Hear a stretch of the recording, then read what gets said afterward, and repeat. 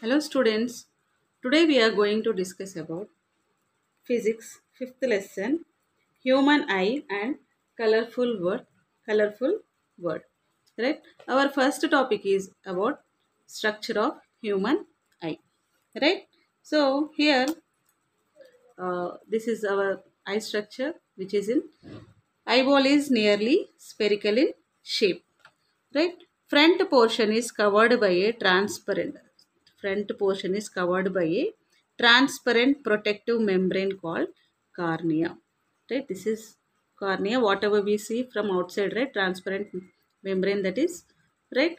After cornea, behind cornea, so here some portion between lens. After cornea you will find iris, right? Then pupil, which allow the light, right? So there you have lens, right here. After cornea you will find some liquid portion, a place where liquid is filled, right? That is called aqueous humor. This place is filled with aqueous humor, right? Next, just behind your cornea we have eye lens, right? Eye lens, a crystalline lens which is placed behind aqueous humor. Between aqueous humor and lens we have a muscular diaphragm iris, like this is structure you find, no? In your eye, this portion, this is your iris, and this portion is called pupil, iris. Okay, right. So it muscular diaphragm is called iris, you find before your eye lens, right? So small hole in iris is called, this small hole in iris is called pupil, right? Which allow the light to pass through it, right? Whatever light is entering into your eye is that passes through pupil. Here you find iris.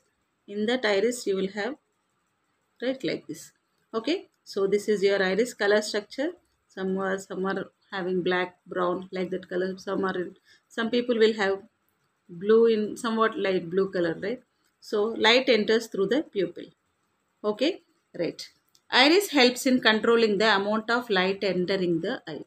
So what is the purpose of the iris is, so whenever you are in a dark room, right?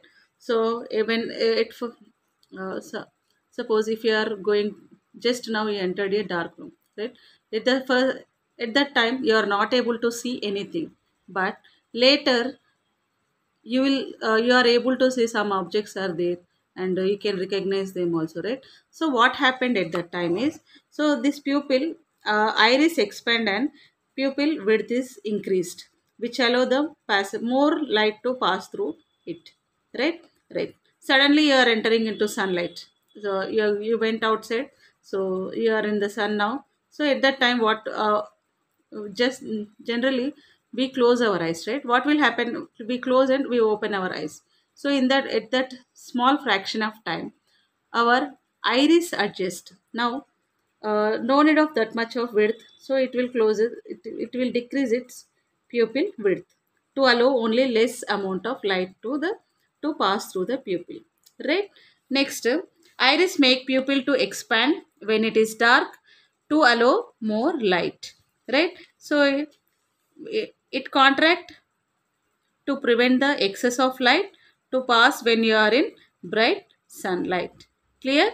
So whenever you are in dark place, iris expands and pupil width increases. It allow more light to pass through it, right? Whenever you are in bright sunlight, so pupil width decreases and allow only some amount of light to pass through the pupil, right? Eye lens is attached here. Eye lens is attached to the ciliary muscles.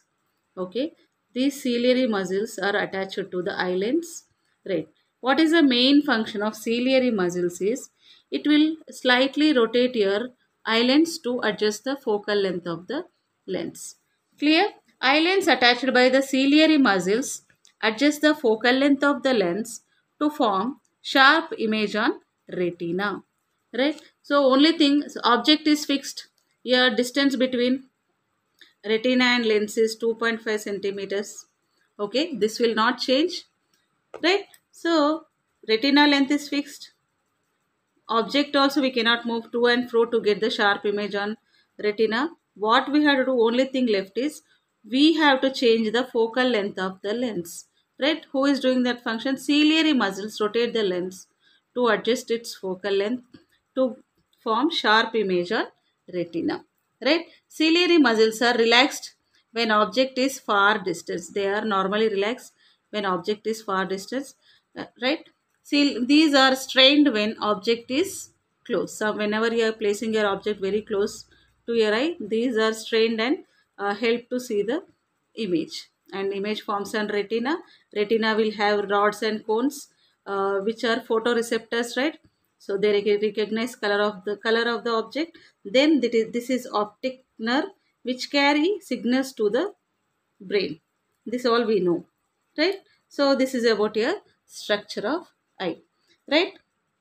The here what is happening, to form sharp image on eye lens, it is form focal length is adjusted by ciliary muscles, right? So whenever it is far, your ciliary muscles are relaxed and it forms a sharp image on retina. Whenever object is placed very close to your eye, still so it adjusts its focal length, then it forms always forms sharp image on retina. Right? What is happening? Ciliary muscles are helping to change the focal length of the lens. Right? So the process of adjusting focal length is called accommodation of lens, right? The process of adjusting of focal length is called accommodation of lens, right? Eye lens adjusts its focal length in between 2.25 centimeters to 2.5 centimeters to 2.27 centimeters. This is maximum and it is minimum. It is minimum focal length, maximum focal length, right? So between 2.5 centimeters to 2.7 centimeters, it adjusts its focal length. That is called accommodation of the lens, right? I may gradually, so uh, most of the people so for some people ciliary muscles may not work, and or image may not form on retina, right? So the eye may gradually lose its ability for accommodation. In these conditions, person cannot see object clearly and comfortably. So if these ciliary muscles not able to adjust the focal length of the lens, that person may suffer with eye defect, right? Vision defect. We call it as vision defect, right? Next, there are mainly three common defects of vision. Before starting that, we have two important new words to know is, first one is least distance of distinct vision. Least distance of distinct vision.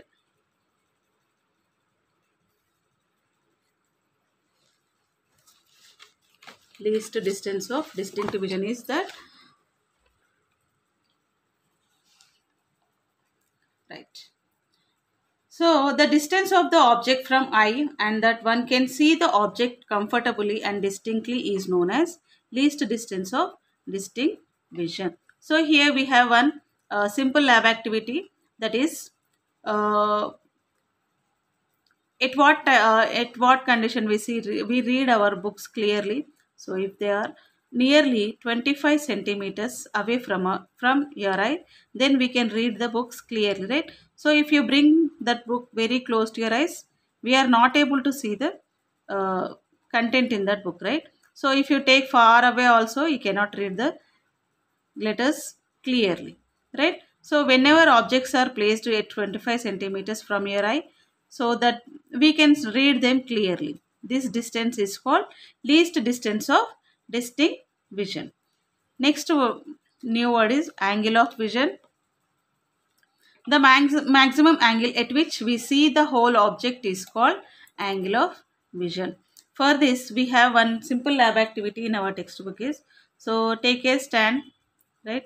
Attach a wooden piece or wooden scale to this stand, right? So here we are placing our, here we are able to adjust our uh, length of this from our eye. This one person is standing here and he is able to see. So whenever it is very close, so to see top end, this is your top end and this is your bottom end, right? Now whenever object is very close, this person is not able to see whole object at a time, but he can see top and then bottom.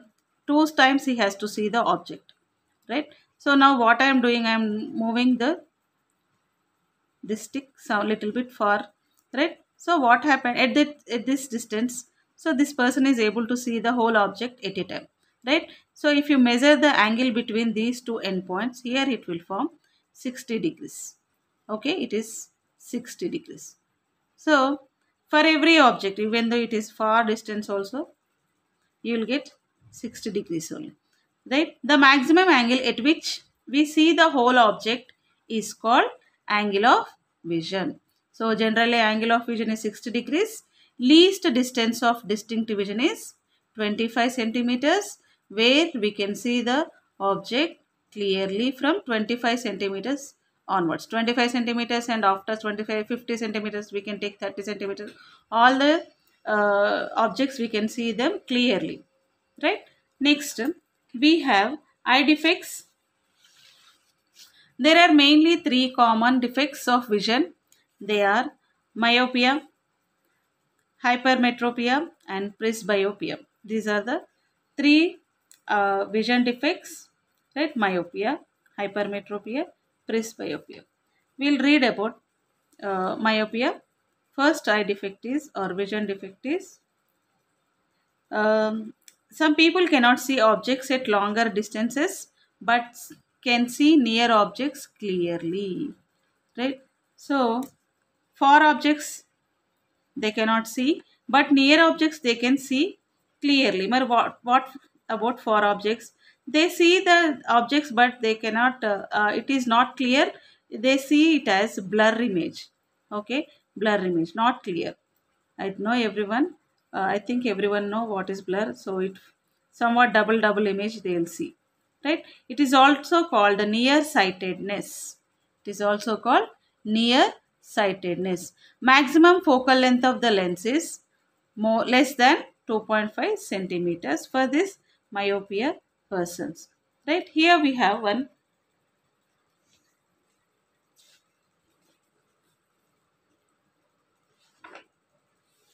Right.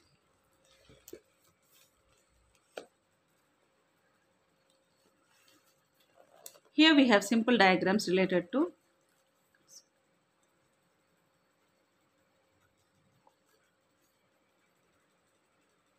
Okay. So this is your eye, right? What is happening? So one person, this is least distance of distinct vision, means it is 25 centimeters from your eye to, right? This is your far point, where this is your far point. From here onwards, from least distance of distinct vision and a far point, he can see the objects clearly, right? Whatever objects are placed between M and L, he can see the objects clearly. So what happens when objects are placed beyond far point? So for some persons it is maybe, it may be 1 meter or it may be 50 centimeters, 60 centimeters. Suppose you take it as 1 meter. From your eye it is 1 meter. So between, before 1 meter, 25 centimeters to 1 meter, that person can see the objects clearly. Suppose if object is placed beyond M, he cannot see the object clearly. Here situation is object at infinity, first situation. So in this situation, when object is placed at infinity, so here we will get here parallel light rays, right? So parallel rays, where it is forming before retina, it is forming and it is striking your retina 3 times, means he see the 3 images. So it is not 3 exactly, it forms blur image, right? We have to use blur image, right? Next, when object is placed beyond, here object is beyond far point. M is our far point. Beyond M means we write far point.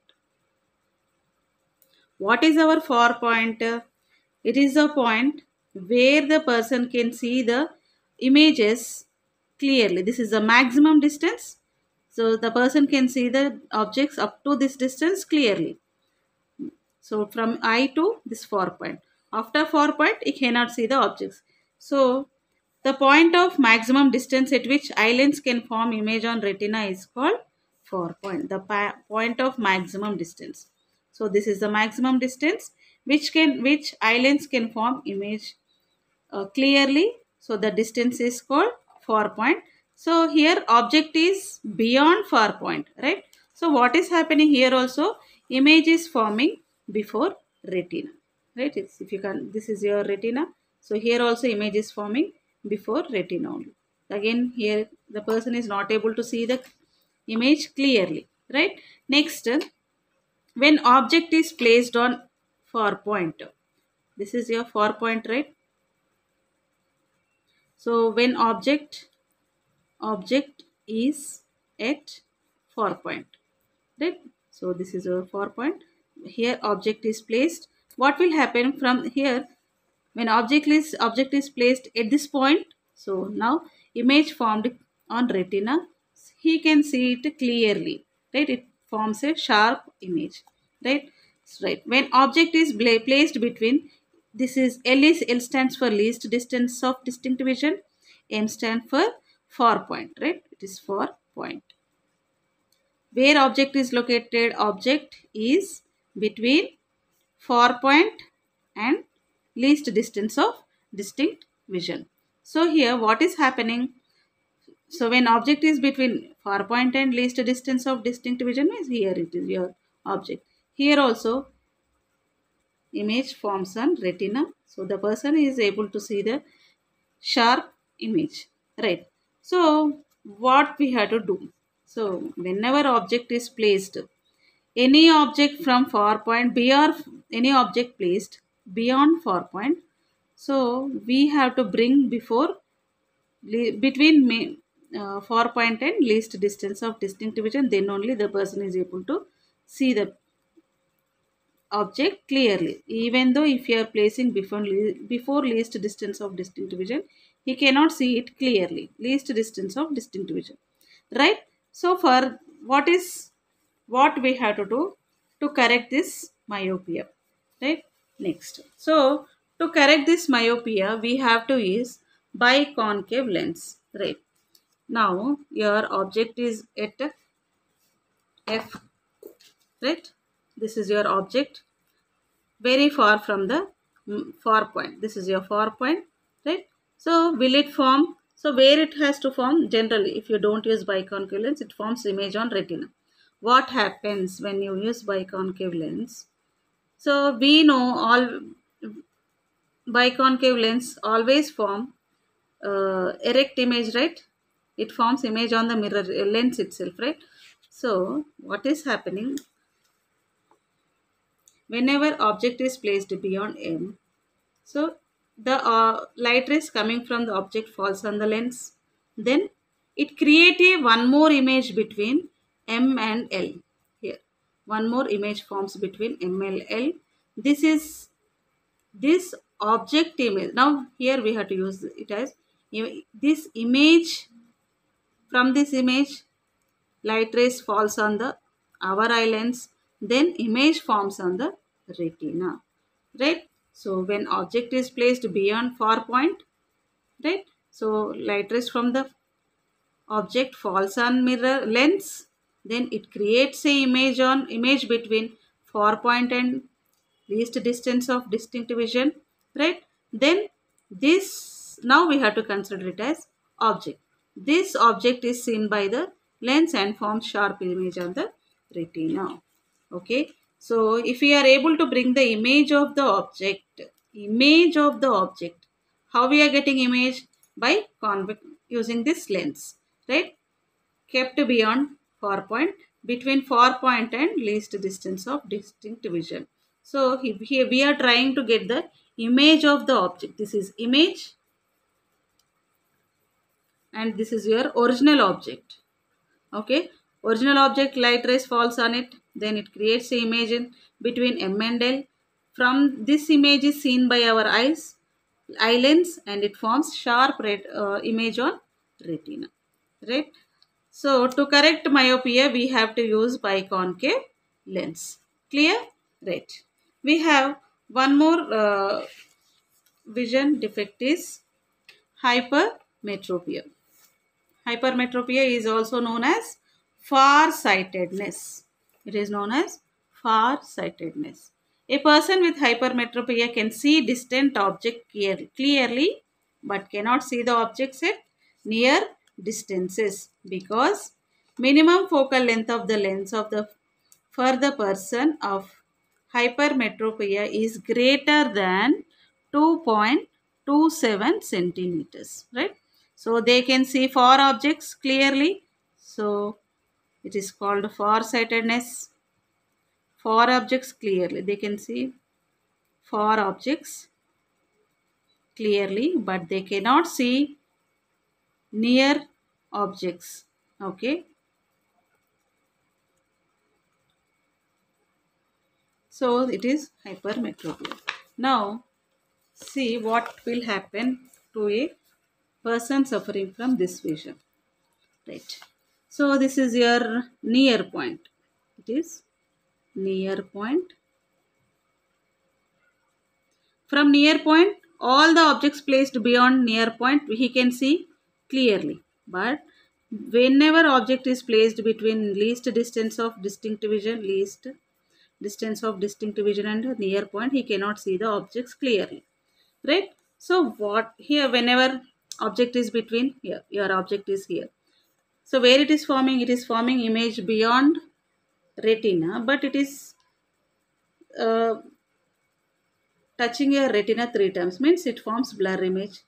When object is near point, means your object is placed on, here object is between far point and least distance of distinct vision. Here object is at near point. Okay. Right. What happens? It forms a sharp image on the retina. No problem when object is placed on near point. So beyond retina, beyond near point. So this is your near point. He can see the objects clearly, right? So only thing, whenever it is there between near point and least distance of distinct vision, so in this situation only he cannot see the objects clearly. So what we have to do to correct this my hypermetropia is, so whenever you are placing objects very near, we have to form one more image of this object. So we have to form this object image, right? Then so it is beyond 4 point, right? Then this image can be see the eye lens, right? So same to correct this hypermetropia, we are using biconcave lens, right? What is happening? Suppose object is placed. This is your original object. Okay. From the object, light rays falls on the lens. Now light rays are falling on the lens and it is creating image beyond your 4 point or on 4 point.